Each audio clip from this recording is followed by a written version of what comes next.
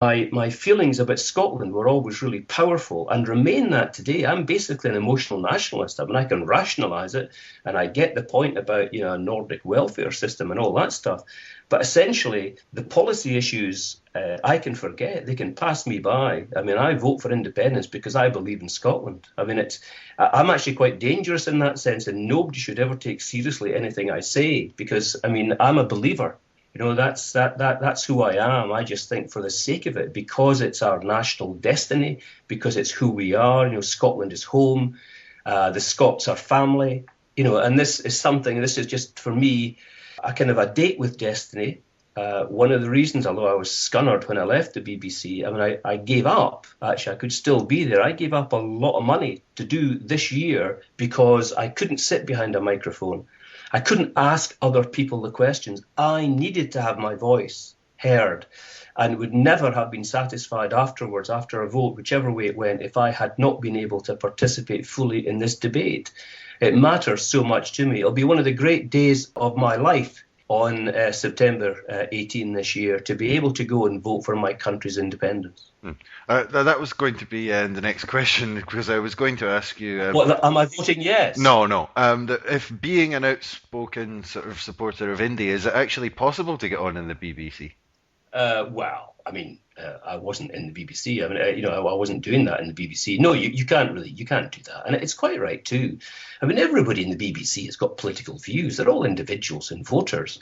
You just have to be quite, you have to comply with the rules. That's what they say. You need to be sure that everything you say, and I got accused of being pro-Nat on air. Well, that's fine. But actually, if you say to them, could you give us an example? There was never a formal complaint made about me. Why? Because you couldn't stand one up. It's just that the people complaining, the people like Fowkes, they know me and know who I am. I've never made any secret. I mean, inside the BBC and production meetings, I never worked with anybody who didn't know right away that I was a supporter of independence. But, you're not able to express that on air. You're not able to influence the content of programmes by being a nationalist, in the same way that people who are Labour, and there are people in there who are Tories. I mean, Ruth Davidson, I used to work with Ruth. She turned out to be a Tory. God, if I'd known that at the time. But then I think sometimes a lot of people would feel that when you look on the BBC, there's a particular female presenter I have in mind. The hostility towards the Nats is sometimes quite striking. I mean, there's a certain presenter that's been pulled up for it in front of this broadcasting standards a few times as well. Do you feel that although people have their instructions that they have to follow the guidelines, do you feel it's not necessarily done as well as it might be? Well, I mean, there are occasions. I mean, look, I'll be honest. I hear things sometimes from former colleagues, and I think, are you sure you meant to say that? Or why didn't you include that line or something? And I sort of think, well, where did that come from? Was it an editing error? But, there are individuals who, doing particular reports, might interpret something in a way that I would disagree with. That certainly happens. The point I want to make, though, is that in all the years I was at the BBC and doing politics, I was never once instructed what line to take. I was never told our position is, we're anti-Salmond on this, or that we're pro-Labour or something. That has never happened. Would, in my opinion, never happen. I would have reneged against that. The people working with me as a production team would have resisted that. If it came down to us being told, look, you will do that, we would have held a union meeting at the drop of a hat. And managers know that too, even if they wanted to try and influence. It doesn't work that way. And I mean, I get people in touch with me saying, well, the way that Jackie Bird raised her eyebrow when she mentioned Alex Salmond's name, I mean, you've got to say, sorry, get a life. We need to not be quite so sensitive as that. The difficulty for the BBC, which I understand, it's a British organisation. That's what it's called. Scotland's a branch office. I mean, they're answerable to London. They set the budget. That's where the big decisions are made, and they're beholden to London. And the difficulty journalistically is the UK government is obviously unionist by definition, but in Scotland we now have a nationalist government. Now, as a journalist, if you're Brian Taylor, for example, you've got to try and marry those two things together by, at the same time as reporting and doing your job intelligently. You've got to bear both those things in mind. And for people who are politically committed, and Labour do this, they constantly see and have an impression that they are being misled or that the story is being badly presented when it isn't.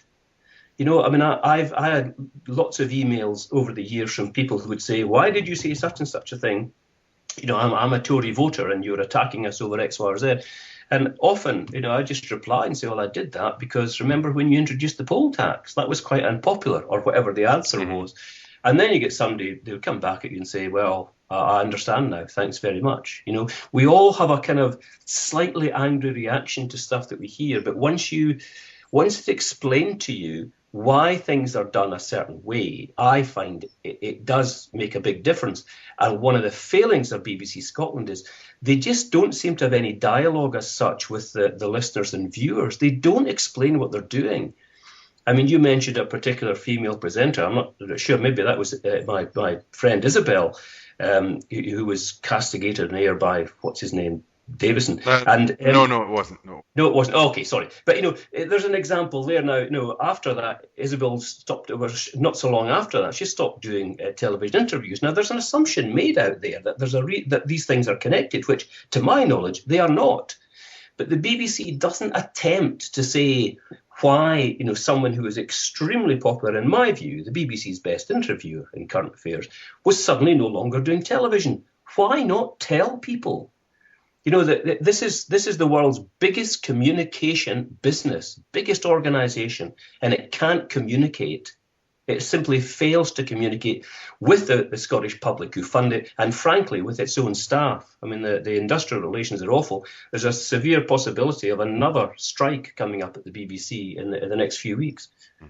Do you think that independence would reinvigorate or otherwise revitalise the Scottish media? Obviously, there'd need to be some kind of Scottish... Well, I think it has. I mean, I read a piece by one of the masses, it's either Alan or Alec, I don't remember which one, I think it's Alec, saying that in The Spectator, I think it was saying, nothing's happening in Scotland. Well, there may be nothing much happening in the opinion polls, but I think Scotland's alive with debate. I think it's fantastic. I mean, it's creative. It's challenging, it's attracting global interest. People are coming together to talk about these issues. It's even galvanised, the fuddy-duddies on the no side. I mean, we might even hear something positive about the union in the next nine months. I think a lot is happening. Well, John Major said One Direction, didn't he? Who? Exactly. No, it's a terrible boy band that John Major said is a good reason for keeping the union. Oh, right. Yeah, well, good old John Major. He's done us proud recently, I think, by telling us it's not our place to vote for independence, etc. But I think, that's a kind of English suburban mindset, really. I have friends in England. In fact, I actually know somebody called Nigel. And not only is he called Nigel, he's a member of the MCC. And I find that people in his position are simply bemused. They just don't get it because they've never actually thought of Scotland in our terms as a nation. They just don't get that at all. And I think, they don't think that Scotland can afford it. They're convinced that the flow of money is from them to us. And they don't see the need for an English Parliament because they've got one. It's called Westminster. That's where they're represented. They don't need that to change. And in the southeast, where he's from, I mean, there's it's leafy. It's for the most part, it's well heeled. And life is good, and they just don't understand what the hell we're on about and are getting sick of it, I think. But then every kind of interjection tends to help a little bit, and then when you've got this celebrity love bombing strategy they're going to try, I'm not sure if they're going to be giving them scripts, because going by some of the things that we've heard so far, they could do a lot more harm than good to the no side. Yeah, well, that's often the case with the so-called celebs. Wasn't it Robbie Coltrane who was wheeled out by Labour before an election? And somebody asked him, what do you think about independence? That is a good idea. Much to old Donald's horror. But we shouldn't sneer too soon, because I would I would have reason to believe that the yes side will be hoping to have some celebrity backing too. But okay, so just my last little question for today is, you mentioned earlier you're more of an emotional nationalist, and so far the Yes campaign have tried really, really hard to keep it on a kind of technocratic, legalistic, detailed way. Exactly. It's a thing about governance. It's a thing about economics. Do you think in this 9 months, firstly, that we're going to see more playing on the heartstrings, and secondly, do you think that would be a good strategy for Yes? Yes, it will happen actually, and Yes won't be able to control that, because as this gets nearer the date, it will become slightly less rational. And I think there's a big constituency of people out there, they're working class Scots, who are not directly engaged in this and are not interested, frankly, in the sort of stuff that we've just been talking about, and things like membership of Europe and all that stuff, Article 49 or whatever. It's not their thing at all. But if you are able to say to them, you've got a choice here, you're choosing Britain as your preferred country or Scotland. How are you going to vote? I mean, there's no question what they are going to do.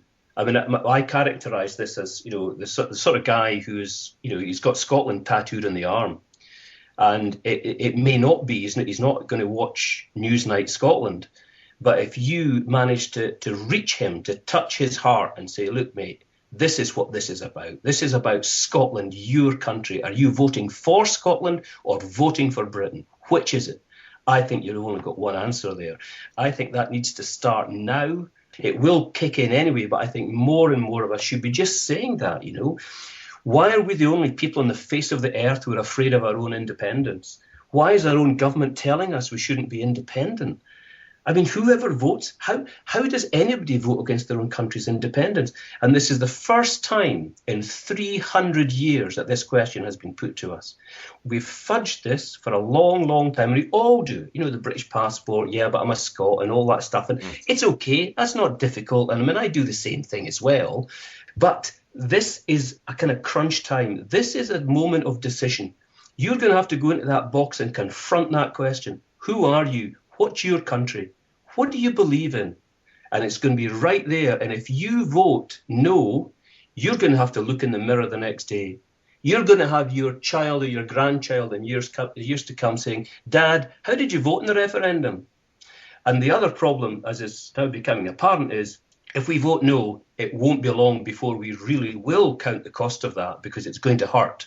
I'm afraid Scotland is really going to suffer from further and deeper austerity. That's what's being promised by the Tories, and certainly Osborne's latest statement is stunning, I think, about how far this is going to go.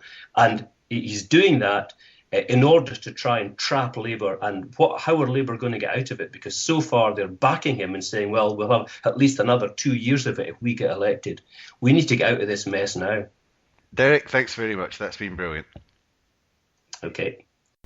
So there you go, that was a podcast with Derek Bateman. I hope you enjoyed that. I think there's certainly a lot for everyone to get their teeth into there. Just the usual announcements at the end. If you'd like to help the podcast out, we've got a lot of things planned, but we've also got a few bills to pay. So there's a donations button on my webpage. That's michaelgreenwell.wordpress.com. Another little way you could help us is if you download it from iTunes, leave us a little review on. It always helps to get it out to some more people. I've got some more good guests lined up, people from all corners of Scotland and people who've come from all corners of the world to Scotland as well. I think you'll find some of them interesting. As usual, the last thing is that the guest on the Scottish Independence podcast chooses the tune, and Derek chose this one, so I'll speak to you next time. I thought love was only true in fairy tales, for someone else, but not for me. Our love was out to get me. That's the way it seemed. Disappointment haunted all my dreams. Then I saw her face. Now I'm a believer. Not a trace of doubt in my mind.